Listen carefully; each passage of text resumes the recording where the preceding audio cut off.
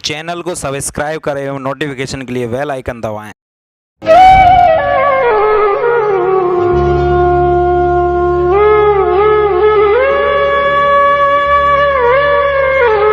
Hello student, कल की class में हमने एक्सेस ऑफ सिमेट्री के बारे में जान लिया था। आज की क्लास में हम optical activity, enantiomer, RS nomenclature तथा अल्टरनेटिव एक्सेस ऑफ सिमेट्री के बारे में जानेंगे। तो देखते हैं। तो अल्टरनेटिव एक्सेस ऑफ सिमेट्री, इसे समझ, वैसे ये वाली सिमेट्री हमारे सिलेबस में बहुत कम है, तो इसे अपन लाइटली ही पढ़ेंगे। मेनली हमें पीओएस, सीओएस और एओएस के बारे में जानकारी प्राप्त ज़्यादा करनी थी और उसके बारे में हम काफ़ी डिटेल में पढ़ चुके थे। तो देखो, अल्टरनेटिव एक्सेस ऑफ सिमेट्री को हम एसएन से रिप्रेजेंट करते हैं और यहाँ पर एन का मतलब भी क्या होता है, वही थीटा का 360 डिग्री के एंगल में भाग दे दिया जाए तो जो नंबर प्राप्त होगा वो हमें थीटा ही कहलाएगा। अब यहाँ पर थीटा को कैलकुलेट कैसे किया जाता है, तो थीटा को कैलकुलेट करने के लिए मैं एक एग्जाम्पल के थ्रू इसे समझाता हूँ। जैसे क्लोरीन, एक एल्किन मॉलिक्यूल मैं यहाँ पर ले लेता हूँ और इधर लगा देता हूँ मैं CH3। अब इस मॉलिक्यूल को मैं 180 डिग्री पर रोटेट करूँ। 180 डिग्री पर रोटेट कैसे किया जाए, यूं नहीं किया जाए। यूं करने पर तो क्या होगा, ये वाला Cl यहाँ पहुँच जाएगा और ये CH3 यहाँ जाएगा, तो ये बिल्कुल एज इट इज कंपाउंड बन जाएगा। और एज इट इज कंपाउंड बनने पर यहाँ पर यदि मैं इस तरह से रोटेट कर दूंगा इसे, तो यहाँ C2 सिमेट्री मतलब एक्सेस ऑफ सिमेट्री लगेगी। लेकिन मैं इसे इस प्लेन यहाँ पर 180 पर रोटेट करूँ, मतलब यूँ पलट दूँ रोटी की तरह, तो 180 डिग्री पर रोटेट करने पर क्या होगा, ये कंपाउंड मेरे को कुछ इस तरह से प्राप्त हो जाएगा। CH3 ये वाला पलटने पर इधर आ जाएगा और ये Cl इधर आ जाएगा, और ये जो Cl है मेरे पास वो पलटने पर ये नीचे से इधर आ जाएगा और CH3 इधर आ जाएगा। तो ये इधर मेरे पास पहुंच जाएगा Cl और इधर पहुंच जाएगा मेरे पास CH3। अब मैं क्या करूं, यहाँ इसके नीचे लगा देता हूं एक दर्पण। जब इसके नीचे एक दर्पण लगाया जाता है, मिरर लगाया जाता है, तो मिरर लगाने पर क्या होगा, इस कंपाउंड का मिरर इमेज बनाया अपन। तो ये कार्बन से कार्बन, कार्बन से कार्बन। अब मिरर में जो चीज पास होती है वो पास दिखाई देती है और जो चीज दूर होती है वो हमें दूर दिखाई देती है। इसी प्रकार यहाँ पर पहले Cl दिखाई देगा और बाद में CH3 दिखाई देगा। अब एक्चुअली क्या हुआ है कि इन दोनों कंपाउंडों में देखें तो मान के चलो ये A पोजीशन थी मेरे पास, ये 180 पर घुमाने पर B पोजीशन आई और मिरर लगाने के बाद जो पोजीशन प्राप्त हुई वो C है। तो B, A और C को अब चेक करें अपन, तो क्या बिल्कुल सेम कंपाउंड नहीं है? बिल्कुल सेम कंपाउंड है। तो इस सिचुएशन में मैं क्या देखता हूँ कि यहाँ पर जो कंपाउंड है मेरे पास एज इट इज आ चुका है, लेकिन जब हम एक्सेस ऑफ सिमेट्री लगाते हैं तो वहाँ तो कंपाउंड को डायरेक्ट रोटेट कर सेम कंपाउंड ले लेते हैं, लेकिन यहाँ पर कंपाउंड को रोटेट करने के बाद उसका मिरर इमेज बनाया जाता है और उसके बाद यदि वो उससे बिल्कुल सेम आ जाता है तो इस सिचुएशन वहां पर अल्टरनेटिव एक्सेस ऑफ सिमेट्री लग जाती है। तो A और C बिल्कुल एक दूसरे के अल्टरनेटिव एक्सेस ऑफ सिमेट्री दर्शाएंगे। और कितने एंगल पर मैंने रोटेट किया था, 180 पर, तो n की वैल्यू मेरे पास कितनी आ जाएगी, 2। तो यहाँ पर H2 symmetry, alternative axes of symmetry लग रही है। और एग्जाम्पल कर दें जिससे समझ में आए। देखो, ये मेरे पास एक साइक्लोहेक्सेन है। अब इसमें साइक्लोहेक्सेन में 1, 2 और 3, इन 3 पोजीशनों को देखें तो ये आउट ऑफ प्लेन है ऊपर की ओर, और ये वाली 3 पोजीशन जो डॉटेड वाली हैं ये इन द प्लेन है। अब मैं क्या करता हूँ, इस कंपाउंड को 60 डिग्री के एंगल पर रोटेट करूँ। 60 डिग्री के एंगल पर रोटेट करने पर क्या होगा, ये कंपाउंड कुछ इस तरह से आ जाएगा कि ये वाला यहाँ पर, ये वाला यहाँ पर, तो यहाँ तो पहुँच जाएगा डॉटेड, यहाँ पर थोड़ा सा डार्क यानी कि आउट ऑफ प्लेन, यहाँ पर इन द प्लेन, यहाँ पर हो जाएगा आउट ऑफ प्लेन, यहाँ पर हो जाएगा इन द प्लेन और यहाँ हो जाएगा आउट ऑफ प्लेन। अब थोड़ा सा ध्यान से समझना है कि मैं ये जो कंपाउंड है, इस कंपाउंड के यहाँ ऊपर की ओर एक मिरर लगा रहा हूँ, ऊपर, इसके जस्ट ऊपर की ओर एक मिरर लगा रहा हूँ। तो एक बात ये बताओ, जब ऊपर की ओर मैं इसमें मिरर लगाऊंगा तो ये वाला जो पार्ट है जो अंदर की ओर है ये दूर दिखाई देगा, तो मिरर में भी ये कहाँ आएगा और अंदर की ओर जाएगा।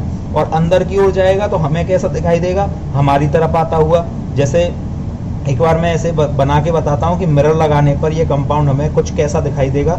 मान के चलो मैंने यहाँ पर एक मिरर लगा दिया, तो मिरर लगाने पर ये कंपाउंड कुछ इस तरह से हमें दिखाई देगा कि ये वाला जो इन द प्लेन था ये आउट ऑफ प्लेन चला जाएगा, ये जो आउट ऑफ प्लेन था ये इन द प्लेन चला जाएगा। इस तरह यहाँ पर out of plane, in the plane, out of plane और इन द प्लेन। और ये मेरे पास ए है, ये बी और ये सी है, तो ए और बी आपस में क्या हो जाएंगे, आइडेंटिकल कंपाउंड हो जाएंगे। और आइडेंटिकल कंपाउंड हो जाएंगे तो n की वैल्यू क्या हो जाएगी, 360/60 यानी कि 6। तो यहाँ पर कौन सी सिमेट्री लग रही है, S6 AAOS यहाँ पर लग रही है। अब मैं जहाँ तक समझ रहा हूँ कि ये कंपाउंड तुम्हें थोड़ा समझ में नहीं आया होगा कि मैंने ऊपर लगाने पर ये कैसे बन जाएगा, तो इसे समझाने के लिए मैं थोड़ा सा बताता हूँ आपको। देखो मान के चलो मेरे पास एक कंपाउंड है, अब इसमें ये वाला तो आउट ऑफ प्लेन है और ये इन द प्लेन है। अब मैंने इसके आगे क्या किया, एक मिरर लगा दिया। मिरर यहाँ पर एक मैं मिरर लगा रहा हूँ, मान के चलो। मिरर लगाने पर क्या होगा कि ये वाला जो रेड पेन है ये इन द प्लेन जा रहा है मिरर में अंदर की ओर। अब जैसे ही मैं यहाँ पर देखने वाला क्या है, यहाँ खड़ा हुआ है, तो इसको ये वाला पेन आउट ऑफ प्लेन दिखेगा बाहर की ओर देखने वाले की तरफ, और ये इन द प्लेन दिखेगा। अब यहाँ पर जैसे ही मैंने एक मिरर लगाऊंगा तो मिरर लगाने पर क्या होगा कि इसका मान के चलो ये इमेज बनी, क्योंकि ये दूर है पार्ट तो मिरर में भी ये दूर की ओर बनेगा। अब यहीं पर देखने वाला बंदा यहाँ खड़ा हुआ है, तो उसको ये वाला तो कहाँ दिखाई दे रहा है, red pen in the plane, लेकिन ये वाला कैसा दिखाई देगा, इसकी जो इमेज बनेगी उसमें ये रेड वाला जो इमेज बन रही है वो उसकी तरफ कैसी जाएगी, आउट ऑफ प्लेन। और आउट ऑफ प्लेन जाएगी तो बेंजीन साइक्लोहेक्सेन रिंग में जो इन द प्लेन था, यदि बिल्कुल अल्टरनेट मिरर लगाया जाए तो in the plane out of plane में कन्वर्ट हो जाएगा और out of plane in the plane में कन्वर्ट हो जाएगा। और इस तरह से हम साइक्लोहेक्सेन में बड़ी आसानी से AAOS को समझ सकते हैं। तो क्या देखा हमने कि A और C आपस में आइडेंटिकल कंपाउंड हो जाते हैं, और यदि इसके ऊपर पैरेलल में मिरर लगाया जाए तो ये अंदर वाला पार्ट मिरर में ऊपर की ओर दिखाई देगा। तो इस तरह से ये इसका क्या बनेगा, मिरर इमेज। तो A और C आपस में मिरर इमेज है, और 60 का मैंने भाग दिया तो S6 यहाँ पर अल्टरनेटिव एक्सेस ऑफ सिमेट्री लग जाएगी। अब हम न्यू टॉपिक पढ़ते हैं सिमेट्री के बाद कि इन सिमेट्रियों को अप्लाई कैसे किया जाता है और किसी कंपाउंड की ऑप्टिकल एक्टिविटी और ऑप्टिकल इनएक्टिविटी में इनको चेक कैसे किया जाता है। ऑप्टिकल एक्टिविटी, देखो ऑप्टिकल एक्टिविटी के बारे में जानने से पहले हमें थोड़ा सा ये जानना पड़ेगा कि लाइट क्या होती है। जैसे मेरे पास हम किसी कमरे में बल्ब वगैरह जलाते हैं, तो बल्ब जलाने पर हम क्या देखते हैं कि चारों ओर उजाला हो जाता है। अब एक्चुअली लाइट में क्या होते हैं, दो फील्ड होते हैं और दोनों फील्ड एक दूसरे के परपेंडिकुलर होते हैं। कौन कौन से, एक तो होता है मैग्नेटिक फील्ड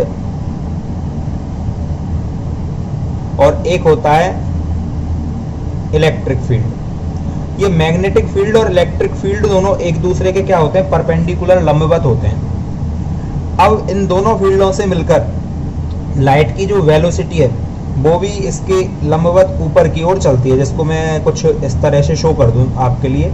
ये एक्स एक्सिस, ये वाई, तो ये वाली हो जाएगी जेड एक्सिस, जो कि परपेंडिकुलर ये आ रही है। और यहाँ से लाइट की क्या चलती है, वेलोसिटी। अब एक्चुअली होता क्या है कि लाइट के ये जो एक्स और वाई एक्सिस हैं ये एक ही प्लेन में है और जेड इससे ऊपर की ओर आ रहा है, तो लाइट क्या एक प्लेन में रहती है। जैसे मान के चलो मेरे पास एक लाइट का कोई सोर्स है ये, और लाइट के सोर्स में बहुत सारे इसके वेक्टर हैं। अब ये जो इसके वेक्टर हैं ये सभी दिशाओं में अलग अलग प्लेन में है, तो सबका एक ही प्लेन, लेकिन अलग अलग दिशाओं में क्या कर रहे हैं, ये रोटेट हो रहे हैं। ठीक है, अब एक्चुअली इसको क्या किया जाए, अब ये जो काफ़ी इनफाइनाइट प्लेन है, इन इनफाइनाइट जो प्लेन यहाँ पर मौजूद हैं इनको किसी पोलराइज से होकर गुजार दिया जाए, और निकोल प्रिज्म इसके लिए काफ़ी अच्छा काम करता है। तो मैं यहाँ पर एक पोलराइज ले लेता हूँ, पोलराइजर। और पोलराइजर के रूप में मैं यहाँ पर ले लेता हूँ निकोल प्रिज्म।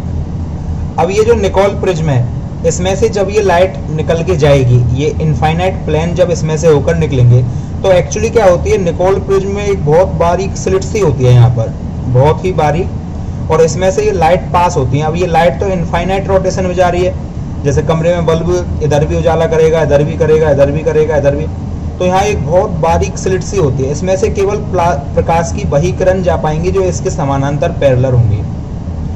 अब एक्चुअली में जब ये इधर पास हो जाती हैं, तो पास होने के पश्चात क्या होगा कि यहाँ से ये सभी लाइट जो डिफरेंट वेक्टर थे, वो सभी एक ही प्लेन में आ जाएंगी। केवल एक ही प्लेन बचेगा, इनफाइनाइट प्लेन की जगह केवल सिंगल प्लेन रह जाएगा, ओनली वन प्लेन यहाँ पर रह जाएगा। ठीक है, अब इस सिचुएशन में यहाँ पर मैं इसको बोलूंगा पीपीएल, प्लेन पोलराइज लाइट। ठीक है, प्लेन पोलराइज लाइट यानी कि एक ही तल में आ चुका है पूरा का पूरा लाइट, और ये पीपीएल कहलाती है, समतल ध्रुवित प्रकाश हिंदी में इसको बोला जाता है। अब मेरे को मान के चलो कोई कंपाउंड है, वो चेक करना है कि वो कंपाउंड ऑप्टिकली एक्टिव होगा या नहीं होगा। तो इसके लिए मैं क्या करता हूं, एक ट्यूब होती है, और इस ट्यूब में क्या किया जाता है, उस कंपाउंड को भर दिया जाता है, जिसके बारे में मेरे को चेक करना है कि ये कंपाउंड ऑप्टिकली एक्टिव होगा या नहीं होगा। और इस नली की जो लंबाई होती है वो L डेसीमीटर में मापी जाती है। ठीक है, अब जैसे ही इस नली से ये जो प्लेन पोलराइज लाइट है ये पास हुआ, और पास होने के पश्चात इसमें तीन सिचुएशन बनेंगी। कौन कौन सी तीन सिचुएशन इसमें बन सकती हैं? तो सिचुएशन नंबर 1 कि ये जो लाइट मैंने पास की थी, इसमें ये वाली लाइट रोटेट ही नहीं हो, जिस सिचुएशन पे थी वहीं के वहीं रह जाए। तो इस स्थिति में क्या होगा, कंपाउंड जो होगा वो ऑप्टिकली इनएक्टिव हो जाएगा। सिचुएशन नंबर 2, यदि मैं इस कंपाउंड को यहां से गुजारूं, और गुजारने के बाद ये जो प्लेन यहां पर था, यहां था, और ये थोड़ा सा रोटेट हो गया, मान के चलो रोटेट हो जाता है, मान के चलो क्लॉकवाइज, थोड़ा सा घड़ी की दिशा में ये घूम जाता है, क्लॉक की डायरेक्शन में थोड़ा सा घूम जाता है, तो फिर इसको बोला जाता है प्लस रूप, या फिर इसका एक और नाम होता है डी। और ये डी बना किससे, डेक्स्ट्रो रोटेटरी, दक्षिण ध्रुवन घूर्णक। क्या बोला मैंने, थीटा एंगल पर क्लॉकवाइज रोटेट कर जाता है ये प्रकाश। तो जो लाइट है वो थीटा एंगल पर क्लॉकवाइज रोटेट करती है, घूमती है। तो इसके फिर दो नाम बोले जाते हैं, या तो इसे प्लस बोला जाता है या फिर स्मॉल डी बोला जाता है, और हिंदी में दक्षिण ध्रुवन घूर्णक, डेक्स्ट्रो रोटेटरी बोल देते हैं। और तीसरी सिचुएशन क्या बन सकती है कि वो लाइट जो मैंने इस नली में से होकर गुजारी, और जो प्लेन मेरे पास थीटा एंगल पर था वो एंटी क्लॉकवाइज घूम जाए थोड़ा सा थीटा एंगल पर। ठीक है, क्लॉकवाइज की जगह वो किस सिचुएशन में आ जाए, एंटी क्लॉकवाइज आ जाए, घड़ी की विपरीत दिशा में। तो फिर उसको बोला जाता है माइनस रूप, स्मॉल एल रूप, या लेवियो रोटेटरी।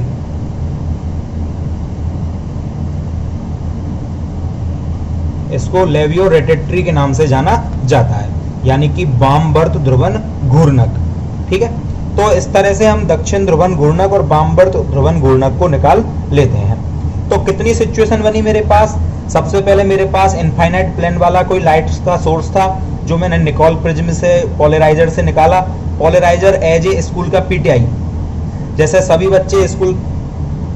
बच्चे पीटीआई को देखकर एक लाइन में लग जाते हैं, ऐसे ही इनफाइनाइट प्लेन जो है वो इसमें से निकल के जाएगा और यहाँ पर एक ही प्लेन में आ जाएंगे। अब उसके बाद ये एक नली में से निकल के जाएगा, नली में वो पदार्थ भरा हुआ है जिसकी ऑप्टिकल एक्टिविटी मेरे को चेक करनी है। उसमें से निकलने के बाद तीन सिचुएशन बनती है, या तो ये प्लेन पोलराइज लाइट रोटेशन ही शो नहीं करे, यानी कि अपनी स्थिति पर एज इट इज बनी हुई रहे, तो ये ऑप्टिकली इनएक्टिव होगा।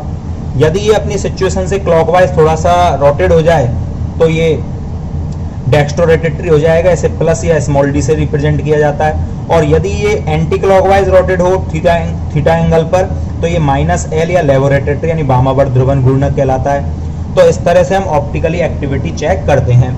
लेकिन क्या क्वेश्चन में तुम्हारे पास ये पूरा सिस्टम दिया जाएगा जहां पर तुम प्रयोग के आधार पर इसको चेक करके बता सकते हो? नहीं। तो हमारे पास कुछ ऐसे तरीके होते हैं जो हमने पहले सिमेट्रिक पॉइंट के नाम से पढ़ लिए थे। उनके आधार पर हम कंपाउंड को ये तो बता सकते हैं कि वो कंपाउंड ऑप्टिकली एक्टिव होगा या नहीं होगा, लेकिन ये एक्सपेरिमेंट के आधार पर ही बताया जा सकता है कि वो दक्षिण ध्रुवन घूर्णक है या वामावर्त ध्रुवन घूर्णक है, प्लस है या माइनस है, या स्मॉल एल है या स्मॉल डी है। तो हम इस चीज के बारे में चेक करते हैं कि वो कंपाउंड ऑप्टिकली एक्टिव है या नहीं है। वो किस तरह से चेक किया जाए? तो यहाँ आकर मेरे पास दो तरह के कंपाउंड आ चुके हैं। एक तो ऑप्टिकली एक्टिव कंपाउंड और दूसरा ऑप्टिकली इनएक्टिव कंपाउंड। अब क्या डिफरेंट आया निकल के? तो डिफरेंट नंबर 1, ऑप्टिकली एक्टिव जो कंपाउंड होते हैं, इनएक्टिव मतलब जो कि रोटेशन नहीं दर्शा रहे, ना तो क्लॉकवाइज ना एंटी क्लॉकवाइज, वो कंपाउंड ऑप्टिकली इनएक्टिव होते हैं। और जो रोटेशन दर्शाते हैं वो कंपाउंड ऑप्टिकली एक्टिव हो जाते हैं। तो एक्टिव होने के लिए कंपाउंड को सबसे पहली शर्त है कि वो कंपाउंड अनसिमेट्रिक होना चाहिए। कंपाउंड कैसा होना चाहिए? अनसिमेट्रिक होना चाहिए, असममित होना चाहिए, मतलब कि उसमें प्लेन ऑफ सिमेट्री नहीं होनी चाहिए, सेंटर ऑफ सिमेट्री नहीं होनी चाहिए, अल्टरनेटिव एक्सेस ऑफ सिमेट्री नहीं होनी चाहिए। अब एक्सेस ऑफ सिमेट्री, तो एक्सेस ऑफ सिमेट्री को अपन कंपाउंड में ऑप्टिकली एक्टिव और इनएक्टिव देखने के लिए हालांकि चेक नहीं करते, मेनली अपन ध्यान देते हैं प्लेन ऑफ सिमेट्री और सेंटर ऑफ सिमेट्री। यदि वो दोनों नहीं है तो एक्सेस ऑफ सिमेट्री भी लगभग नहीं होती है, तो उसको अपन नहीं देखेंगे, अपन केवल पीओएस और सीओएस को ही चेक करके बताएंगे। अब दूसरी बात आती है, कंपाउंड यदि ऑप्टिकली इनएक्टिव है तो ऑप्टिकली इनएक्टिव होने के लिए उसमें क्या क्या शर्तें होंगी? तो इनएक्टिव होने के लिए वो कंपाउंड कैसा हो जाएगा? सिमेट्रिक हो जाएगा। दूसरी बात, उसमें प्लेन ऑफ सिमेट्री पाई जाएगी, सेंटर ऑफ सिमेट्री होगी, अल्टरनेटिव एक्सेस ऑफ सिमेट्री उसमें प्रेजेंट होगी। तो ये शर्तें हो जाती हैं किसके लिए? ऑप्टिकली इनएक्टिव के लिए। ठीक है। अब क्वेश्चन सॉल्व करने के लिए हमें तो केवल प्लेन ऑफ सिमेट्री और सेंटर ऑफ सिमेट्री को ही बेस मानकर काम करना है कि ये इनेबल है तो वो एक्टिव हो जाएगा और ये अवेलेबल है तो वो इनएक्टिव हो जाएगा। ठीक है। तो यहाँ पर मैं कह सकता हूँ कि ऐसे मॉलिक्यूल जिनमें प्लेन ऑफ सिमेट्री नहीं है, सेंटर ऑफ सिमेट्री भी नहीं है, अल्टरनेटिव एक्सेस ऑफ सिमेट्री भी नहीं है, तो ऐसे मॉलिक्यूलों को मैं अनसिमेट्रिक मॉलिक्यूल या एसिमेट्रिक मॉलिक्यूल के नाम से जानता हूँ। क्या बोलूँगा मैं उसे? एसिमेट्रिक या अनसिमेट्रिक मॉलिक्यूल कहेंगे। लेकिन कुछ कंपाउंड ऐसे हों जिनमें ना तो प्लेन ऑफ सिमेट्री हो, ना सेंटर ऑफ सिमेट्री हो, ना एक्सेस ऑफ सिमेट्री हो, ना अल्टरनेटिव एक्सेस ऑफ सिमेट्री हो, तो ऐसे कंपाउंडों को हम डिससिमेट्रिक कंपाउंड के नाम से जानते हैं। डिससिमेट्रिक कंपाउंड इनको बोलते हैं। क्या कहा मैंने? पीओएस, सीओएस और एओएस नहीं है तो कंपाउंड का नाम एसिमेट्रिक, और पीओएस, सीओएस, एओएस और एएओएस ये तीनों ही नहीं है तो उस कंपाउंड को हम डिससिमेट्रिक कंपाउंड के नाम से जानते हैं। लास्ट क्लास में हमने थोड़ा सा ये बताया था तुम्हें कि मान के चलो मेरे पास एक कोई कार्बन एटम है और इस कार्बन एटम पर 4 ग्रुप लगे हुए हैं। इस कार्बन एटम पर कोई 4 ग्रुप अलग अलग डिफरेंट टाइप के लगे हुए हैं, जैसे एक ए, बी, सी और डी। अब ये 4 ग्रुप जो हैं इसमें ए नॉट इक्वल टू बी था, बी नॉट इक्वल टू सी और सी नॉट इक्वल टू डी, मतलब चारों ही डिफरेंट ग्रुप हों। तो इस सिचुएशन में क्या होता है कि वैलेंसी को सभी डिफरेंट ग्रुप कवर अप करते हैं, तो इस कार्बन को फिर स्टार लगाकर रिप्रेजेंट किया जाता है और ऐसे कार्बन एटम को कायरल कार्बन के नाम से जाना जाता है, क्रेल मॉलिक्यूल के नाम से जाना जाता है। क्रेल मॉलिक्यूल के नाम से इसको जाना जाता है। तो इस कंपाउंड में क्या होगा कि क्रेल मॉलिक्यूल प्रेजेंट होगा और वे सभी सिंगल क्रेल मॉलिक्यूल वाले एटम जिनमें सिंगल कायरल एटम या मॉलिक्यूल पाया जाता है वे ऑप्टिकली एक्टिव होते हैं। अब इस कंपाउंड की बात करें हम तो इस कंपाउंड में एक सिंगल क्रेल कार्बन है, सिंगल मतलब एक ही क्रेल कार्बन है। तो इस सिचुएशन में क्या होगा कि ये कंपाउंड ऑप्टिकली एक्टिव हो जाएगा। तो इस कंपाउंड को मैं क्या बोलूंगा, ऑप्टिकली एक्टिव कहलाएगा ये कंपाउंड। ठीक है, तो अब हम किसी कंपाउंड की ऑप्टिकली एक्टिविटी चेक करने के लिए क्या क्रेल कार्बन को यूज करेंगे।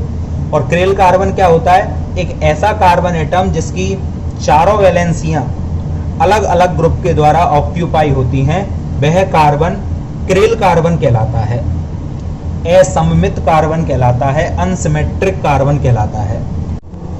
देखो ये मेरे पास एक टेट्राहेड्रल स्ट्रक्चर है।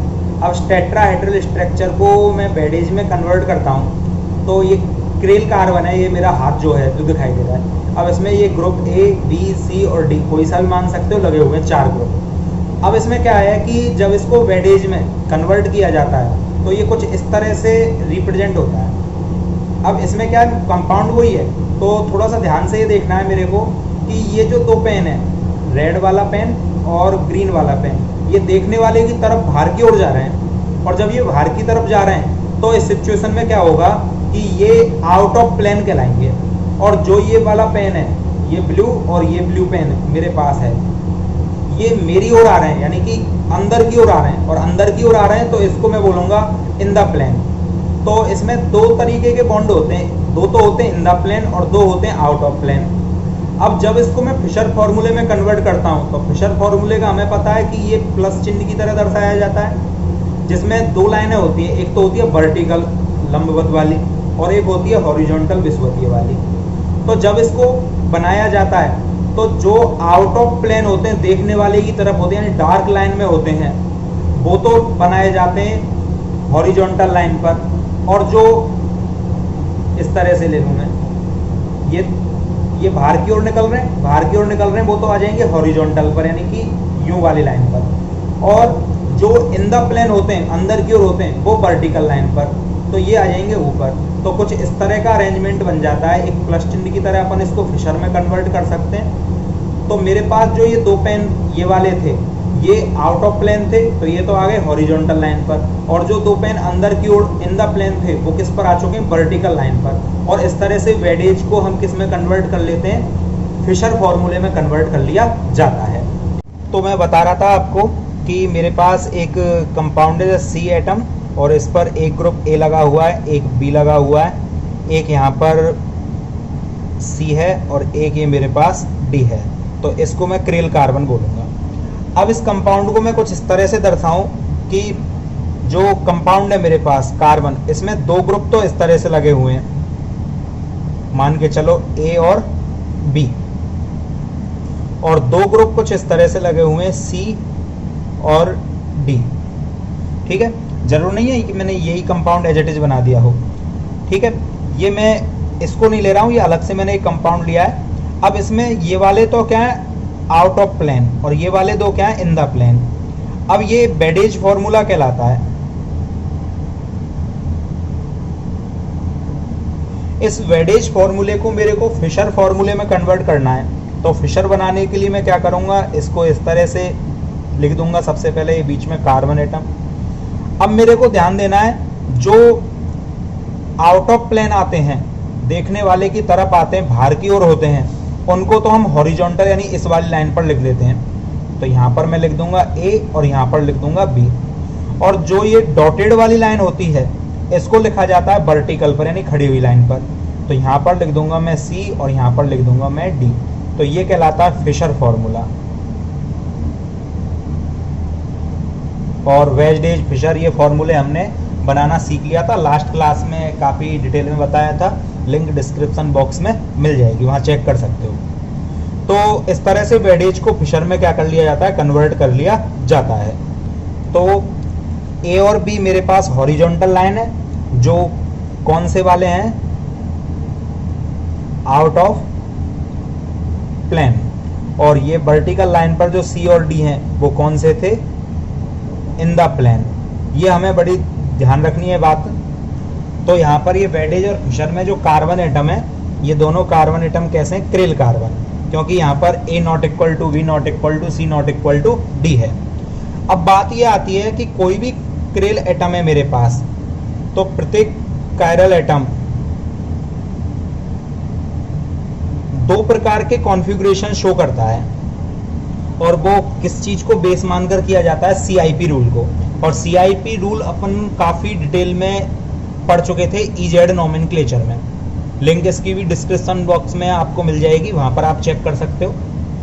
तो हम यहाँ पर CIP रूल को तो डिस्कस नहीं करेंगे, वो हमें आना चाहिए, और नहीं आता है तो डिस्क्रिप्शन बॉक्स में जाकर लिंक देखकर आप वहां से पढ़ सकते हो इस टॉपिक को। तो मेरे पास कायरल एटम है कोई, और वो कायरल एटम दो प्रकार के कॉन्फ़िगरेशन शो करता है। और कौन कौन से कॉन्फ़िगरेशन हो सकते हैं वो, एक तो हो सकता है R और दूसरा हो सकता है S। R फॉर रेक्टस और दूसरा होता है S फॉर सिनिस्टर। तो ये R और S नोमेनक्लेचर होते हैं जो कि CIP रूल को बेस मानकर निकाले जाते हैं। तो कायरल एटम R और S दो प्रकार के कॉन्फ़िगरेशन दर्शाता है। अब इस RS कॉन्फ़िगरेशन को अपन निकालते कैसे हैं, तो इसके लिए बेस क्या होता है, CIP रूल, काहन इनगोल्ड और प्रीलॉग रूल्स इसके लिए लिया जाता है। और इसके लिए पहली प्रॉपर्टी क्या थी, सबसे पहले हम प्रायोरिटीज को चेक करते हैं, और प्रायोरिटीज हमारे पास निकल के आ जाती है। और इसके लिए काफ़ी रूल्स बताए गए थे, जैसे मैं एक एग्जांपल के थ्रू आपको दोबारा समझा देता हूँ थोड़ा सा, कि मेरे पास एक मॉलिक्यूल है जहाँ पर मैं क्लोरीन ले लेता हूँ, इधर मैं आयोडीन ले लेता हूँ, इधर हाइड्रोजन ग्रुप और इधर ब्रोमीन। अब इसमें ध्यान से देखना होगा, सबसे ज़्यादा एटॉमिक नंबर वाला मॉलिक्यूल कौन है मेरे पास, आयोडीन, तो इसको मैं 1 नंबर दे दूंगा। उससे कम एटॉमिक नंबर ब्रोमीन का होता है परमाणु क्रमांक, उससे कम परमाणु क्रमांक क्लोरीन का होता है, और उससे कम हाइड्रोजन का। तो इस तरह से सबसे पहले इनकी नंबरिंग कर दी जाती है प्रायोरिटी चेक करके। अब प्रायोरिटी चेक करने के बाद बात आती है रूल्स नंबर 2 पर, जब RS नोमेनक्लेचर किया जाता है। बहुत ही काम की चीज़ है RS नोमेनक्लेचर, ध्यान से सीखना इसे। तो इसमें क्या किया जाता है, जो फोर्थ ग्रुप मेरे पास आया है, चाहे वो वर्टिकल पर आए चाहे हॉरिजॉन्टल पर आए, तो फोर्थ ग्रुप के आने पर क्या होता है कि हम फोर्थ ग्रुप को इग्नोर कर देते हैं। क्या किया जाता है, जो फोर्थ ग्रुप आ रहा है चाहे कोई सा भी हो वो, ठीक है, फोर्थ ग्रुप को क्या कर दिया जाता है, इग्नोर कर दिया जाता है, ठीक है, छोड़ दिया जाता है इसको। और जब इसे इग्नोर कर दिया जाता है तो दो सिचुएशन बनती है मेरे पास। कौन कौन सी दो सिचुएशन बनती हैं, कि फोर्थ ग्रुप हो सकता है वर्टिकल पर आए और फोर्थ ग्रुप हो सकता है हॉरिजॉन्टल पर आए। तो मान के चलो फोर्थ ग्रुप मेरा हॉरिजॉन्टल पर आ रहा है, यानी कि इस वाली लाइन पर आ रहा है, तो क्या होता है, जैसे मान के चलो इसी कंपाउंड को मैं थोड़ा सा घुमाकर लिखता हूँ, ये आयोडीन, ये मेरे पास ब्रोमीन, ये मेरे पास हाइड्रोजन, और ये मैं ले लेता हूँ इधर की साइड क्लोरीन। और इनकी प्रायोरिटी क्या थी कि 1 नंबर, ये 2 नंबर, ये 3 नंबर और ये 4 नंबर। तो फोर्थ ग्रुप को हम क्या कर देंगे, इग्नोर कर देंगे, और 1 से 2, 2 से 3 की ओर जाएंगे। तो 1 से 2 मैं इधर से जाऊं तो इधर तो 3 पढ़ रहा है, 3 को हम इग्नोर नहीं कर सकते। इधर जाऊंगा तो मैं 4th पढ़ रहा है, 4th को क्या कर सकते हैं हम, इग्नोर कर सकते हैं, छोड़ सकते हैं रूल्स के अकॉर्डिंग। तो मैं 1 से किधर जाऊं 2, और 2 से किधर जाऊं 3। तो ये किस ओर घूमा, क्लॉकवाइज, घड़ी की दिशा में। जब ये क्लॉकवाइज रोटेट कर रहा है तो ऐसी स्थिति में थोड़ा सा ध्यान से देखना, मैं क्लॉकवाइज बना के दिखा रहा हूँ। तो इसको मैं थोड़ा सा वैसे अपने, ऐसा होता नहीं है, बस एक ट्रिक के रूप में मान लेना कि जब मैं इसको क्लॉकवाइज घुमा रहा हूँ तो यूं घुमाने पर ये एक आर जैसी स्ट्रक्चर बनाता है नहीं, मानना है केवल अपन को, ठीक है। दूसरा तरीका भी है, जब मैं इसे क्लॉकवाइज घुमा रहा हूँ तो क्लॉकवाइज घुमाने पर एस तो बन नहीं सकता। देखो यदि मैं इसको इस तरह से घुमाऊँ, थोड़ा सा यूं क्लॉकवाइज जाकर मैं यूं बनाऊँ तो एस तो लग नहीं रहा है, लेकिन यदि मैं क्लॉकवाइज जाते जाते इसको थोड़ा सा यूं कर दूं तो ये आर जैसा जरूर बन जाता है। और यदि कोई कंपाउंड एंटी क्लॉकवाइज घूम रहा है यूं, तो अब इसमें आर तो बन नहीं सकता कि इसे आर बना दे, ये एंटी क्लॉकवाइज वाला एस जैसा जरूर बन सकता है। तो बस हमको यही ध्यान रखना है कि क्लॉकवाइज मतलब आर और एंटी क्लॉकवाइज मतलब एस। ठीक है, एक ट्रिक है ओनली। दूसरा तरीका भी है, वो भी ट्रिकी है, सेम इसी तरह से पता लगाएंगे हम, नहीं तो काफ़ी जटिल हो जाता है कि आंखों को घुमा कर देखो और वो, तो मैं उस तरफ नहीं जा रहा हूँ बिल्कुल। तो सबसे पहले ये किस ओर घूमा, क्लॉकवाइज घूम रहा है, यानी कि आर जैसा बना रहा है। लेकिन अब इस ट्रिक में एक चीज़ सबसे बड़ी याद रखनी है कि यदि हॉरिजॉन्टल लाइन पर, क्षैतिज रेखा पर, इस वाली लाइन पर यदि फोर्थ ग्रुप आ रहा है तो जो तुम निकालोगे ना उसका उल्टा होगा। यानी कि यदि ये आ रहा है तो आर का एस कर देना या एस का आर कर देना। ठीक है, या फिर ऐसे बोल सकते हो, तो ये कैसा आ रहा है मेरी तरफ, क्लॉकवाइज यानी आर जैसा बन रहा है, तो आर का क्या, और हॉरिजॉन्टल पर फोर्थ ग्रुप आ रहा है तो मैं आर को क्या कर दूंगा, एस कर दूंगा। या फिर तुम दूसरे तरीके से भी सोच सकते हो कि हॉरिजॉन्टल क्लॉकवाइज एस होता है, एच सी एस, इसकी क्या बना सकते हो तुम, ट्रिक बना सकते हो। ठीक है, हॉरिजॉन्टल क्लॉकवाइज एस होता है। और दूसरा तो तुम समझ ही जाओगे कि जब क्लॉकवाइज एस है तो एंटी क्लॉकवाइज क्या हो जाएगा, आर। पर ये तरीका जो मैं बता रहा हूँ कि क्लॉकवाइज घुमाने पर आर और एंटी क्लॉकवाइज पर एस, तो उसमें बस ध्यान रखना कि यदि हॉरिजॉन्टल पर फोर्थ ग्रुप आ रहा है तो आर को एस कर देना। चलो दूसरे तरीके से समझते हैं, दूसरी तरफ दूसरा एग्जाम्पल वर्टिकल पर लेके देखते हैं। तो इसमें वर्टिकल पर तो है ही, मैं यही एग्जाम्पल एज इट इज उठा लेता हूँ यहाँ से, बिल्कुल। ये एच और ये बी आर, और ये 1 नंबर था, ये 2 नंबर, ये 3 नंबर और ये 4th नंबर। 1 से 2, 2 से 3 की ओर मेरे को जाना है, तो ये क्या बना रहा है, एस। और वर्टिकल पर यदि फोर्थ ग्रुप आए तो हमें कोई चेंज करने की जरूरत नहीं है, जो है वो यूं का त्यों हमें बना देना है। तो ये यूं जा रहा है और एस बनाएगा तो ये एस कहलाएगा यहाँ पर। ठीक है, या फिर इसके लिए तुम ट्रिक याद रख सकते हो कि वर्टिकल क्लॉकवाइज एस होता है, सॉरी एंटी क्लॉकवाइज है, ये एंटी क्लॉकवाइज एस आ रहा है तो वर्टिकल क्लॉकवाइज आर होता है, BCR। लेकिन ये क्या है, ये याद नहीं रखे जा सकते, भूल सकते हैं, भूलने के चांसेस रहते हैं। ऐसी बात नहीं कि याद नहीं होंगे, लेकिन ये ट्रिक जो है वो बड़ी आसानी से याद हो सकती है। इसको अपन कुछ एग्जाम्पल्स के थ्रू समझते हैं। बस इसमें मैं जो बार बार तुम्हें बता रहा हूँ वो एक चीज़ याद रखना कि यदि कोई चीज़ क्लॉकवाइज घूम रही है तो वो आर बनाएगी, और एंटी, ऐसा कोई रूल्स नहीं है, मैं अपनी तरफ से बता रहा हूँ, ये मेरी बनाई हुई ट्रिक है, एक तरह से ये मान लेना। और जो एंटी क्लॉकवाइज घूम रहा है वो एक तरह से एस बनाएगा। और यदि हॉरिजॉन्टल पर फोर्थ ग्रुप आता है तो आर को एस कर देना और एस को आर कर देना। और यदि वर्टिकल पर फोर्थ ग्रुप आता है तो आर को आर ही रहने देना और एस को एस ही रहने देना, मतलब एज इट इज हम लिख देंगे। ठीक है, इस बात को बस याद रख लेना, तो RS नॉमेनक्लेचर में शायद ही कोई प्रॉब्लम आएगी हमें। ठीक है, तो एग्जाम्पल्स के थ्रू और समझते हैं। देखो एग्जाम्पल नंबर 1, 4 ग्रुप लगे हुए हैं कार्बन से। सबसे पहले तो हमें चेक ही ये करना है कि क्रिल कार्बन है या नहीं है। तो इसमें ये मेरे पास हाइड्रोजन, ब्रोमीन, क्लोरीन और ये मेरे पास हो गया कार्बोक्सिलिक ग्रुप। अब सबसे ज़्यादा atomic number chlorine, hydrogen, carbon और ब्रोमीन में से ब्रोमीन का तो इसको 1 नंबर मिल जाएगा, क्लोरीन को 2 नंबर, कार्बन को 3 नंबर और हाइड्रोजन को 4 नंबर। अब हमें 1 से 2, 2 से 3 की ओर जाना है, तो मैं 1 से 2 फोर्थ को इग्नोर कर देना है, तो 1 से 2, 2 से 3 की ओर जा रहा हूँ। अब ये क्या बन रहा है ये बताओ पहले, तो एस बनेगा। जो एंटी क्लॉकवाइज घूमेगा वो एस बनाएगा और जो क्लॉकवाइज घूमेगा वो आर बनाएगा। तो ये एस बना रहा है, लेकिन अकॉर्डिंग टू ट्रिक जो फोर्थ ग्रुप है मेरा एच, वो किस पर आ रहा है, हॉरिजॉन्टल पर। इस वाली लाइन पर यदि फोर्थ ग्रुप आ जाए तो आर को एस और एस को क्या कर देना चाहिए, आर। तो ये मेरे पास क्या बन रहा था, इसका एस बन रहा था, तो मैं इसको क्या कर दूंगा, आर कर दूंगा। तो ये मेरे पास आर नॉमेनक्लेचर हुआ है इसका। तो इस तरह से हम RS नॉमेनक्लेचर करते हैं। इसमें चेक करें, सबसे पहले मेरे पास क्या है यहाँ पर, कार्बन, सल्फर, ऑक्सीजन और क्लोरीन। सबसे ज़्यादा एटॉमिक नंबर क्लोरीन का ही होगा, ये 1 नंबर।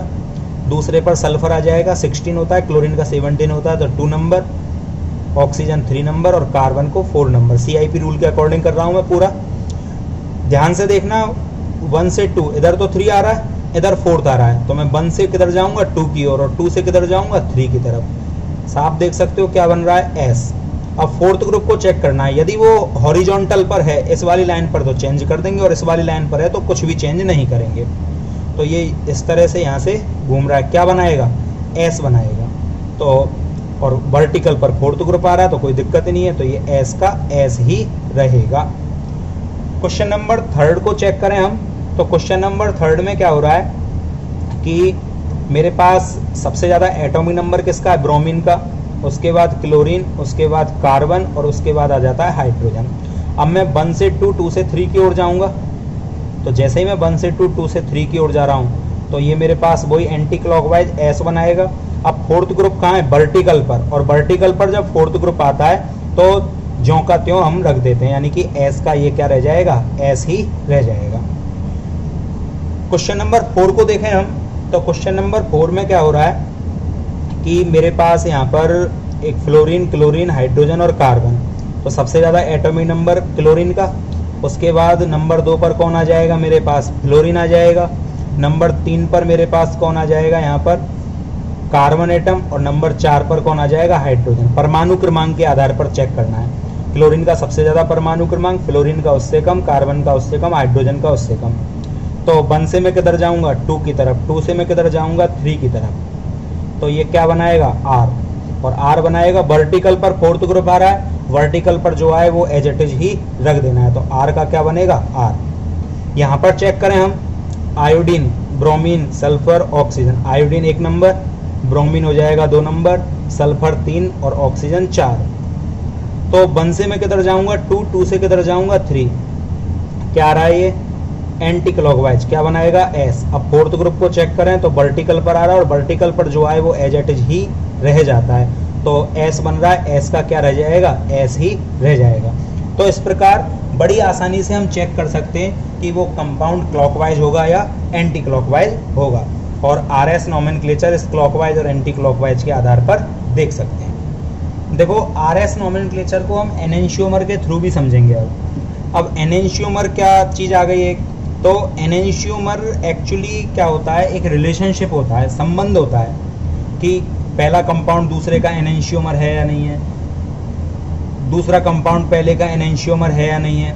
मतलब एनेंशियोमर का मतलब होता है कि ऐसे यौगिक जो एक दूसरे के दर्पण प्रतिबिंब तो होते हैं लेकिन एक दूसरे पर सुपर इम्पोजेबल नहीं होते हैं, यानी अध्यारोपित नहीं होते हैं।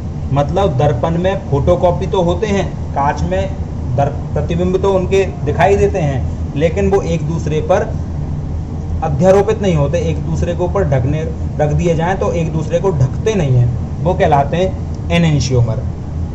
देखो जैसे एक एग्जाम्पल के थ्रू मैं बताऊं आपको कि मेरे पास मान के चलो एक कंपाउंड है, फिशर प्रोजेक्शन से ले रहा हूं मैं इसको, यहाँ पर मैं लगा देता हूँ ब्रोमीन, और इधर मैं ले लेता हूँ एक ग्रुप क्लोरीन, और यहाँ पर मैं लगाता हूँ एक मिरर, दर्पण।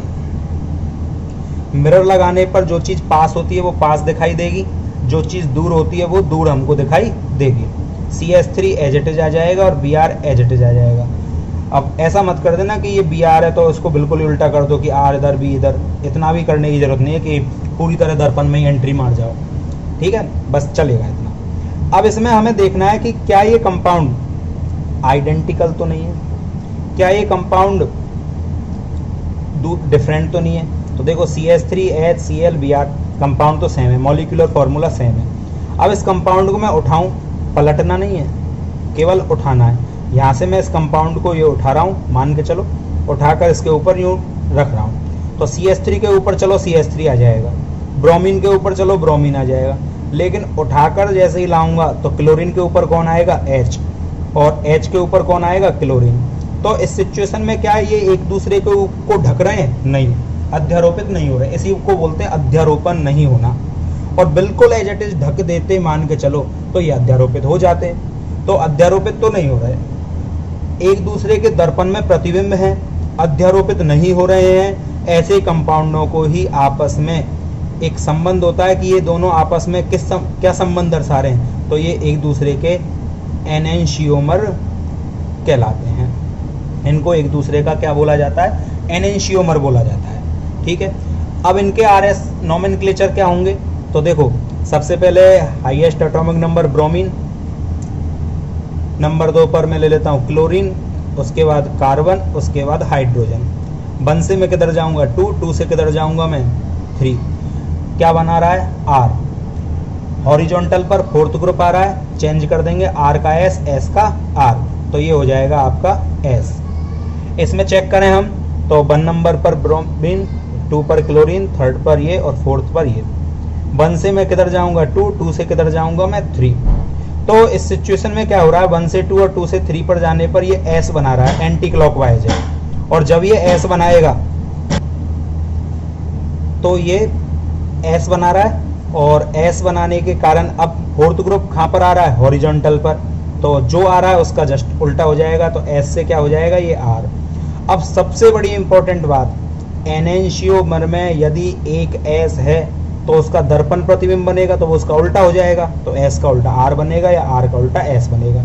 मतलब एनेंशियोमर के जोड़े में ये एक संबंध है, तो एनेंशियोमर के जोड़े में यदि एक कंपाउंड R है तो दूसरा कंपाउंड S होगा।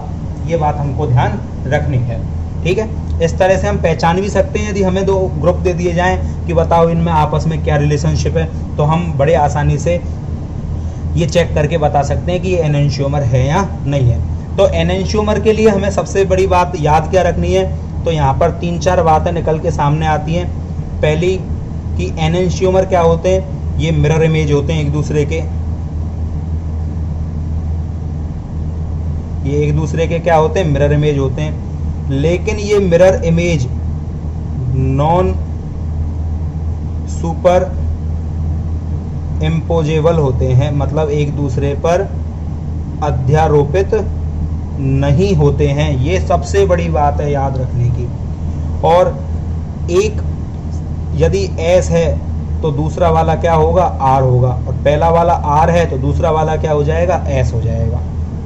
हाँ, दूसरी बात, ये कार्बन क्या है क्रेल कार्बन, क्योंकि चारों वैलेंसी डिफरेंट है, तो क्रेल कार्बन है तो ये ऑप्टिकली एक्टिव होगा, और ऑप्टिकली एक्टिव यदि होगा तो हो सकता है ये प्लस हो सकता है माइनस हो। इसको मैंने पहले ही कह दिया कि ये जरूर चेक किया जा सकता है कि ऑप्टिकली एक्टिव होगा या नहीं होगा, लेकिन ये नहीं बताया जा सकता कि वो डेक्स्ट्रो रोटेटरी होगा या लीवियो रोटेटरी होगा, यानी कि स्मॉल डी होगा या स्मॉल एल होगा। स्मॉल डी को प्लस भी बोलते हैं, स्मॉल एल को माइनस भी बोलते हैं। तो ये नहीं बताया जा सकता कि ये प्लस है या स्मॉल डी है या माइनस है या स्मॉल एल है। हाँ, ये जरूर कह सकते हैं कि यदि ये स्मॉल एल है तो ये स्मॉल डी होगा, और ये स्मॉल डी है तो 100% ये स्मॉल एल होगा, मतलब एक दूसरे के अपोजिट होंगे, ठीक है।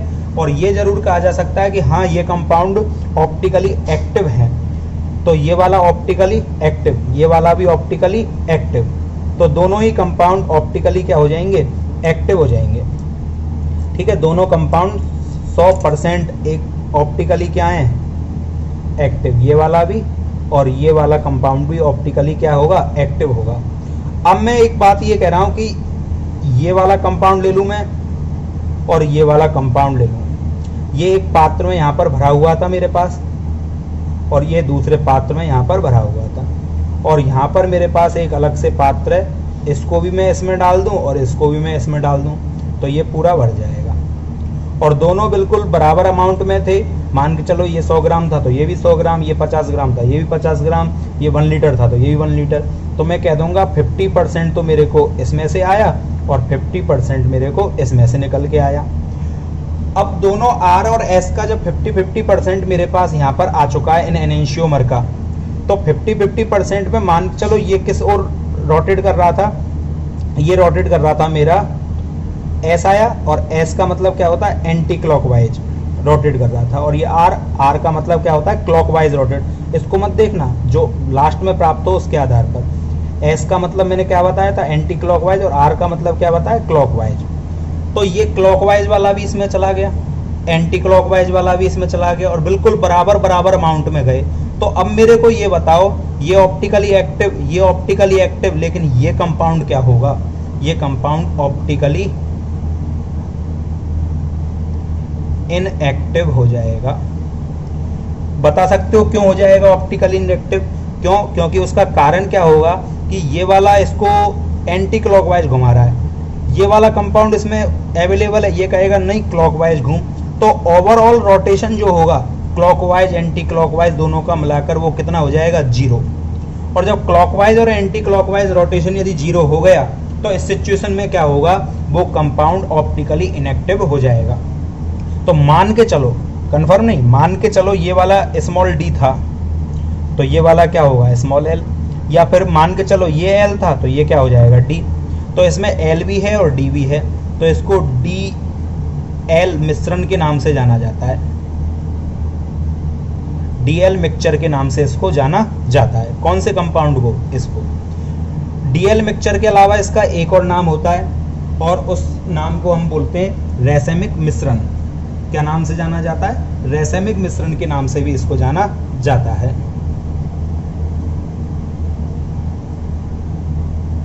तो इसको डीएल मिक्सचर या रैसेमिक मिश्रण के नाम से जाना जाता है। अब डेफिनेशन क्या होगी रैसेमिक मिश्रण की, ध्यान से समझना, बहुत इंपॉर्टेंट चीज है।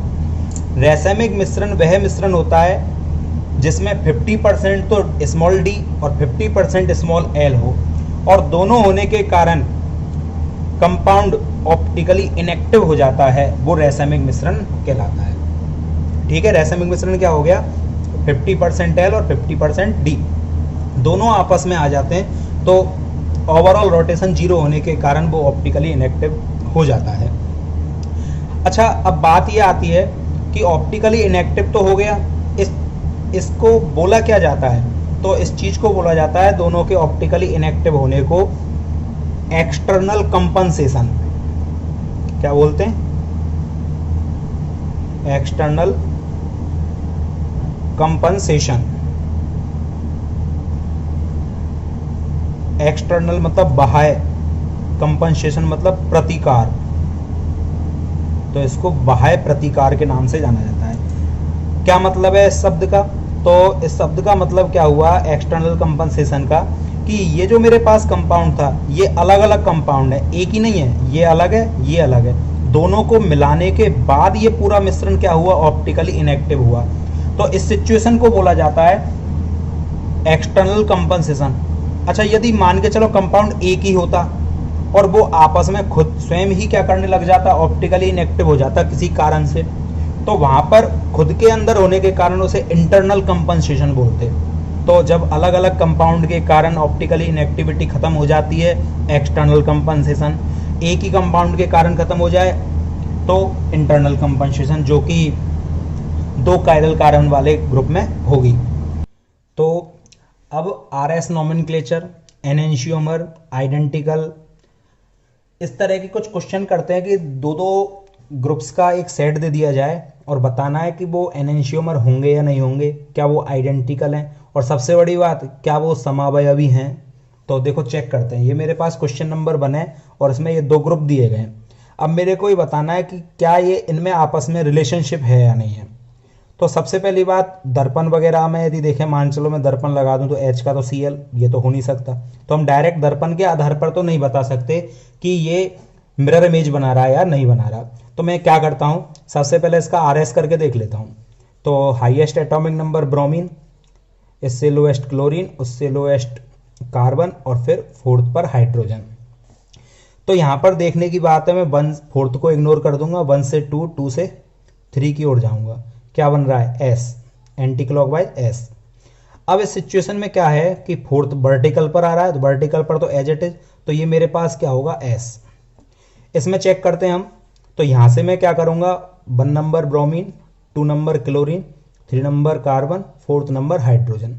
1 से किधर जाऊंगा, 2 की तरफ, तो 4th को इग्नोर करते हैं, तो किधर की ओर जा रहा हूं मैं, एंटी क्लॉकवाइज। एंटी क्लॉकवाइज मतलब S, लेकिन हॉरिजॉन्टल पर 4th ग्रुप आ रहा है, तो इस कारण मैं क्या करूंगा, चेंज कर दूंगा, तो S का क्या हो जाएगा, R। और मैंने कहा था देखो, क्लोरीन भी है, हाइड्रोजन भी है, ब्रोमीन भी है और CH3 भी है, मतलब मॉलिक्यूलर फॉर्मूला इस कंपाउंड का बिल्कुल सेम है। दूसरी बात, एक S है और एक R है, और जब एक S और एक R होते हैं तो इस सिचुएशन में क्या होते हैं, वो उनमें एक ही रिलेशनशिप निकल के आता है, और वो रिलेशनशिप क्या होता है, आपस में वो एक दूसरे के एनेंशियोमर कहलाते हैं। तो ये बोथ मॉलिक्यूल आपस में एनेंशियोमर के नाम से जाने जाएंगे। ठीक है, क्वेश्चन नंबर 2 में देखें, क्वेश्चन नंबर 2 में मेरे पास ये ग्रुप हैं, तो CH3 CH3 Cl Cl OH OH और SH SH, मतलब मॉलिक्यूलर फॉर्मूला तो सेम है। RS करके देखते हैं।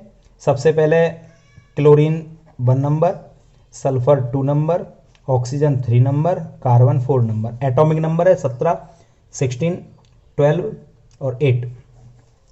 1 से मैं किधर जाऊंगा? 2 की तरफ, 4th को इग्नोर करते हुए। तो किधर चल रहा हूं मैं? एंटी क्लॉकवाइज, घड़ी की विपरीत दिशा में। तो ये S बन रहा है और 4th ग्रुप कहां पर आ रहा है? वर्टिकल पर, तो S का क्या रहेगा? S ही रहेगा। अब सेकंड को चेक करें, तो सेकंड में 1 नंबर क्लोरीन, 2 नंबर मेरा कौन हो जाएगा? ये 3 और 4। 1 से मैं किधर जाऊंगा? 2 की तरफ, क्लॉकवाइज आ रहा है, R बनाएगा। R और हॉरिजॉन्टल पर मेरे पास क्या है? 4th ग्रुप, तो R का क्या हो जाएगा? S। तो ये भी S और ये भी S, और जब दोनों सेम हैं तो वहां पर रिलेशनशिप एनेंशियोमर का निकल सकता है क्या? नहीं। तो ये दोनों कंपाउंड आपस में आइडेंटिकल होंगे, ना कि ये एनेंशियोमर होंगे। बिल्कुल सेम कंपाउंड है ये दोनों। क्वेश्चन नंबर 3 को चेक करें हम, तो क्वेश्चन नंबर 3 में क्या है कि ये मेरे पास CH2 CH3 है, ethyl group, methyl, chlorine, fluorine, 1 number, 2 number, 3 और 4। यहाँ पर देखो CH2 CH3 है, तो 2 H और 1 कार्बन, और यहाँ पर तीनों H, इसलिए इसको 3 मिलेगा। 1 से 2 से 3 की ओर जाऊंगा। किधर जा रहा हूं मैं? एंटी, घड़ी की विपरीत दिशा में। क्या बन जाएगा? ये हो जाएगा तुम्हारा S, और वर्टिकल पर आ रहा है तो S का क्या रहेगा? S ही रहेगा। इसमें चेक करते हैं, फ्लोरीन, क्लोरीन, इथाइल और CH3, कंपाउंड तो सेम है। तो 1 नंबर किसको दिया था मैंने? क्लोरीन को। ये 2 नंबर, ये 3 और ये 4। 1 से मैं किधर चला जाऊं? 2, और 2 से 4th को इग्नोर करते हुए 3। क्या बना रहा है? S। और 4th ग्रुप कहां पर आ रहा है? हॉरिजॉन्टल पर, चेंज हो जाएगा। S का क्या हो जाएगा? R। तो S और R डिफरेंट डिफरेंट आ गए, मॉलिक्यूल सेम है, तो दोनों आपस में क्या कहलाएंगे? एनेंशियोमर कहलाएंगे। तो इनमें रिलेशनशिप क्या निकल के आएगा? एनेंशियोमर का आएगा। क्वेश्चन नंबर 4 में चेक करते हैं। क्वेश्चन नंबर 4 में मेरे पास है CH2 CH3 CH2 CH3 CH2 Cl, same F और Cl, बिल्कुल सेम मॉलिक्यूल है। तो सेम मॉलिक्यूल यदि ये मेरे पास हैं, तो यहाँ पर अपन निकालते हैं इस कंपाउंड को। तो सबसे पहले मैं 1 नंबर किसको दे दूंगा? क्लोरीन। 2 नंबर, फिर कार्बन कार्बन, 2H 2H, आगे कार्बन, यहाँ Cl, इसको 3 मिलेगा, इसको 4 मिलेगा। 1 से किधर की ओर चले जाएं? 2 से 3, 4 को इग्नोर करते हुए किधर आ रहा हूं मैं? क्लॉकवाइज, यानी कि R, और वर्टिकल पर आ रहा है तो R का क्या रहेगा? R ही रहेगा। नेक्स्ट चेक करें, ये 1 नंबर, ये 2, ये 3, ये 4। 1 से 2, 2 से 3, ये भी क्लॉकवाइज जा रहा है, मतलब R, और हॉरिजॉन्टल पर क्या आ रहा है मेरे पास? ये ग्रुप आ रहा है हॉरिजॉन्टल पर चौथा, इसलिए R का क्या हो जाएगा? S। और R और S आ रहे हैं, तो इसका मतलब ये भी आपस में क्या कहलाएंगे? एनेंशियोमर कहलाएंगे। तो ये भी आपस में एनेंशियोमर होंगे। क्वेश्चन नंबर 5 को देखते हैं। क्वेश्चन नंबर 5 में ये कार्बन है, ये कार्बन, ये क्लोरीन, इसको 1 नंबर मिलेगा। 2 नंबर, देखो ये डबल बॉन्ड और है इसमें, तो इस कारण ये 2 नंबर हो जाएगा, क्योंकि CIP रूल हम पढ़ चुके हैं, उसमें देखें। ये 3 नंबर और ये 4th नंबर। 1 से 2, 2 से 3 की ओर में जाऊंगा। जब मैं 1 से 2, 2 से 3 जा रहा हूं, तो ये एंटी क्लॉकवाइज, मतलब S, और 4th ग्रुप वर्टिकल पर आ रहा है, तो S का क्या रहेगा? S ही रहेगा। इस कंपाउंड में देखें तो ये 1 नंबर, ये 2, ये 3 और ये 4। 1 से 2, 2 से 3 किधर जा रहा है? S बना रहा है, और 4th कहां पर आ रहा है? वर्टिकल पर, तो S का S रहेगा। सेम कंपाउंड है, तो इसलिए ये क्या कहलाएंगे? आइडेंटिकल मॉलिक्यूल कहलाएंगे, यानी कि इनमें कोई रिलेशनशिप नहीं है। क्वेश्चन नंबर 6 में देखते हैं। क्वेश्चन नंबर 6 में मेरे पास यहाँ पर CH3, H, Cl और Br, और यहाँ पर Cl से Cl है, H से H है, Br से Br है, और CH3 की जगह यहाँ पर CH2 CH3 है। तो क्वेश्चन को करने की जरूरत नहीं है, क्योंकि मॉलिक्यूलर फॉर्मूला सेम नहीं है, और मॉलिक्यूलर फॉर्मूला यदि सेम नहीं है तो ये आपस में एनेंशियोमर और आइडेंटिकल कहलाने का तो कोई सवाल ही नहीं बनता। ये आपस में ना तो एनेंशियोमर होंगे ना ही आइडेंटिकल होंगे। एक CH2 का अंतर है, सजातीय श्रेणी आ जाएगी, तो ये समजात जरूर है, मतलब एक दूसरे के होमोलॉग जरूर कहलाएंगे। इनमें वैसे आपस में कोई रिलेशनशिप नहीं है। ठीक है, तो आज की क्लास में हमने RS नोमेनक्लेचर को देखा, एनेंशियोमर के बारे में जाना, और बाकी टॉपिक अपन नेक्स्ट क्लास में चेक करते हैं। Thank you.